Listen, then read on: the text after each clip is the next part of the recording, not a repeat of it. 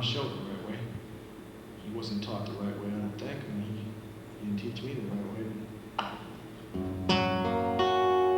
He saw a need in me to get out my frustrations, so one day he came home with an electric guitar and a Sears amplifier.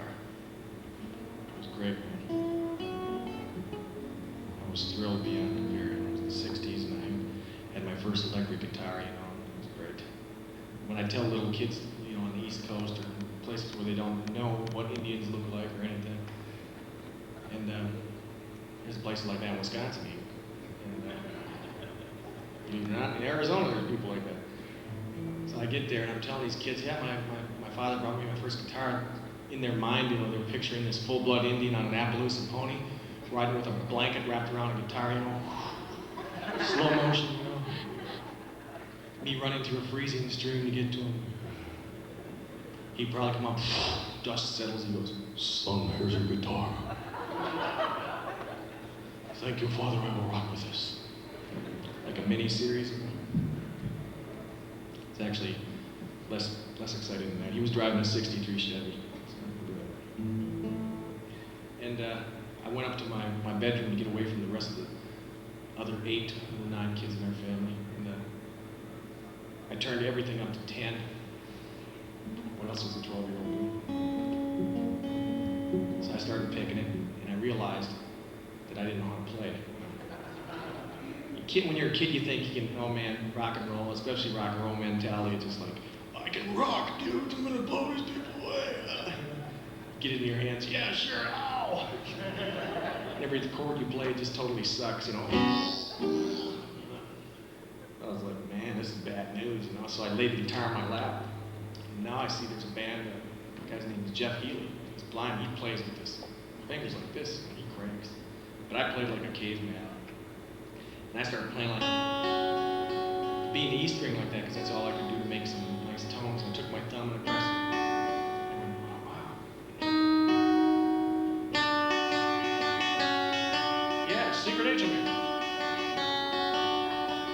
I found my first song. Wow, man. So I played the Secret Agent Man lick for like a half an hour at volume 10. My brother started banging on the wall. Shut up in there. Okay, man. My dad comes upstairs. Billy, you learn anything off that guitar? I said, well, I learned this, Dad. He goes, turn your radio on.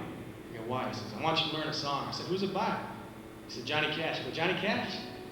I said, I don't want to learn Johnny Cash tune. He says, yeah. I want to learn the Beatles tune. He said, no, turn it on. I said, turn the radio on. And I still have this radio. It was a wooden Zenith. It still is a wooden Zenith. It's about this high. Looks like a wooden UFO. It would fit well with the sculpture out here. That's what I thought when I came by, like, oh, there's where those UFOs are that have been in the news. They landed here. That's good. Probably some art students are going to harass me as I walk out here. No. And I turned that radio on and I picked up a station out of Chicago. This radio is phenomenal. It's got a little green light bulb that lights up when you pull the station in, you know. You can pick up Poland and Russian and Chicago and stuff. And I pulled in Chicago and the song that my dad wanted me to learn was Folsom Prison Blues. And it was on, so I learned just the intro lick from my daddy. Went like this with my thumb.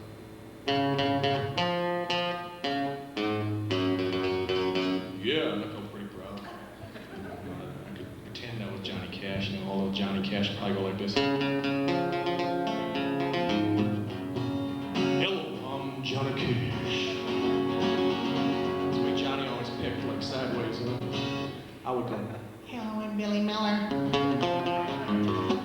That's all I could do. My mom thought it was great, though. I wish moms were heads of record companies. We'd all have record deals. Oh, my son's so good.